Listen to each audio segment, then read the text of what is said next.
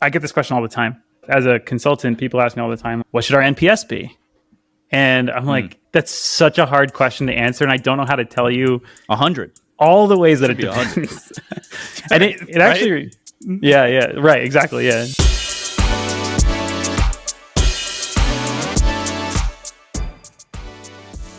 Any last words, folks? It was nice knowing you. Seems like what you say when you ask any last words. I don't know. What's up, lifers, and welcome to the Daily Standup with Lifetime Value, where we're giving you fresh new customer success ideas every single day. I've got my man R-Jazz here with us. Rob, do you want to say hi? What's up, lifers? Don't even explain it. Let this be a little Easter egg for people. They'll have to Google R-Jazz. I hope that's not going to get him in any trouble. And we have JP here. JP, do you want to say hi? Vita Valorum, baby. Vita Valorum. This is off the rails already. And we have Sarah with us. Sarah, can you say hi, please? Hey, folks. Good to be here. Love your eyeglasses, by the way. Thank you. And I am your host. My name is Dylan Young. Sarah, thank you so much for being here, for bringing those wonderful eyeglasses. Can you tell us a little bit about yourself? Sure. I am a support leader, passionate about customer support, the actual keeping the customer's retention part of this calculation we're so excited about. Love it. That's what I'm here for. Mm-hmm. Very cool. Okay, well, you know what our one question is, what it is we do here. We ask one question only, and that is what is on your mind when it comes to customer success / support. So can you tell us what that is for you? Absolutely. I love data. Love it. I hate benchmark data. Hate it. My philosophy is if you are benchmarking and doing what everybody else is doing, you're going to get exactly the results that everybody else is getting. And I am not here for that. I am here to excel, to win. By studying the data and figuring out what works for my customers and what is making them successful with my product, I can then better optimize my support and success to make sure that I am giving them exactly what they need out of my product and keep them. Does your opinion about benchmarking change if it is much more nuanced, if it is more obviously stratified? Nuance is everything. Yes. Okay, go ahead. So the thing is, what I see a lot is I'm in several communities, support-driven, CX, all those things. And people come in and say, what is the right CSAT we're looking for? What is the time to response that we're looking for? I don't know. What does your sales cycle look like? What does your renewal cycle look like? How do people use your app? Are they in and out in 5 seconds, or are they living in that app all day long? The way that people utilize your product is going to inform what metrics you should be tracking. And if I am just going off of some number that I got off the internet, it's probably going to be okay. Yeah, I'm going to increase my response time. Yeah, I might be able to look at that CSAT and finagle some other things. But what I look at is things like when customers are in onboarding, what are the main things they're talking to me about? Okay, I'm going to take that data and I'm going to go back to product. I'm going to go back to engineering. I'm going to go back to sales. And I'm going to say, are we missing something in the sales cycle where they're not getting the information that they need about our product? Is there something that is a basic functionality of our product? If you're making the example I use, if you're tracking inventory and people can't figure out how to add a SKU to the product, that is a massive UX flaw, and you need to go to that team and get that fixed. So retention is a team sport, and support has the data. And so you need to look beyond this, just those benchmarks, and be a little bit more creative, a little bit more nuanced, just informed about what you're doing and what your customers are trying to do, so that you can pass accurate data around to all your coworkers, those people we work with, not silo from. JP, I've got a two-parter for you.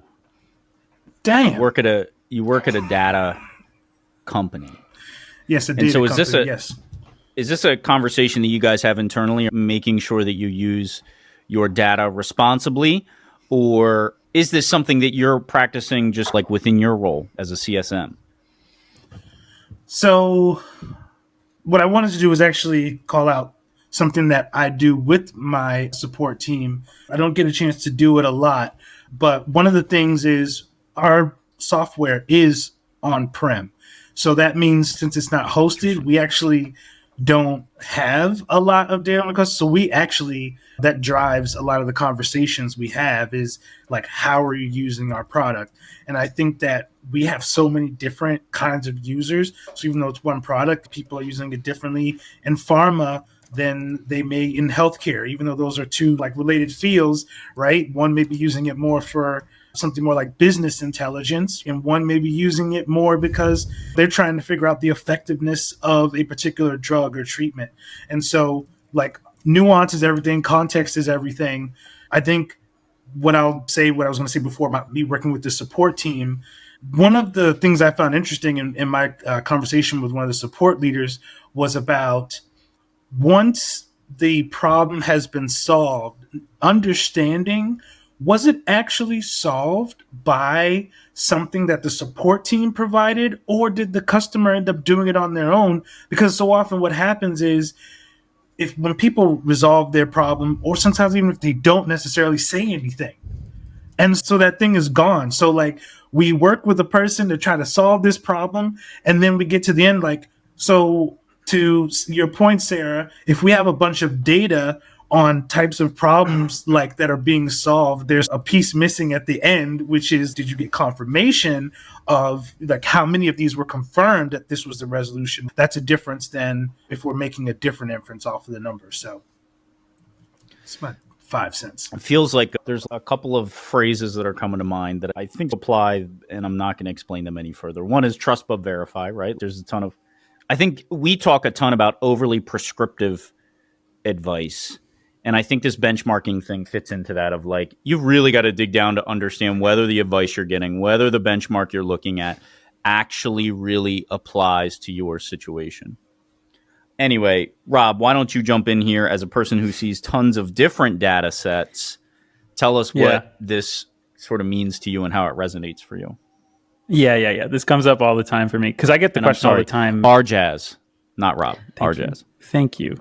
The rebrand coming along. For those who weren't here, it's because I introduced myself with my full name, including my Catholic confirmation name, Robert John Anthony Zambito. But anyway, so I get this question all the time. Because as a consultant, people ask me all the time, what should our NPS be? And I'm like, that's such a hard question to answer. And I don't know how to tell you 100. All the ways that it depends. And it actually... Yeah, right, exactly, yeah. You know what it reminds me of? There's a conversation I was having with one of the greatest minds of our era in customer success, a guy named Dylan Young.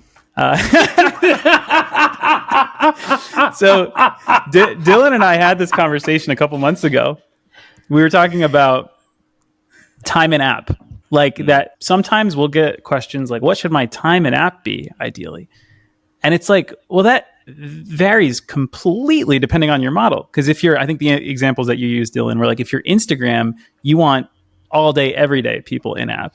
If you're TurboTax, the ideal state is people are barely in your app at all, right? So that speaks to this like level of nuance between different models. And I also saw this between like, there's like models, some models, usage depends on like how many tickets or how many units are in the product. Versus other models, it's like models of engagement, right? How do you engage your users, which is actually different than like work units. So there's tons of different ways to break this. And I actually think there's a certain danger with benchmarking that you called out, Sarah, which sometimes when you tell your customers they're doing really well, they actually regress. This is like a phenomenon that I've seen firsthand. And I've also... It's true. I've studied this. The opposite of the Pygmalion effect for all you psych nerds. I can share the example down the line. But basically, if you tell people they're in the 90th percentile, you'd think that would encourage them to do better. But they like actually often regress to what's known as like the magnetic middle. It's this phenomenon like regression to the mean that happens. So there's a certain implicit danger that you bring up. So it's a great topic, though. It makes me very curious.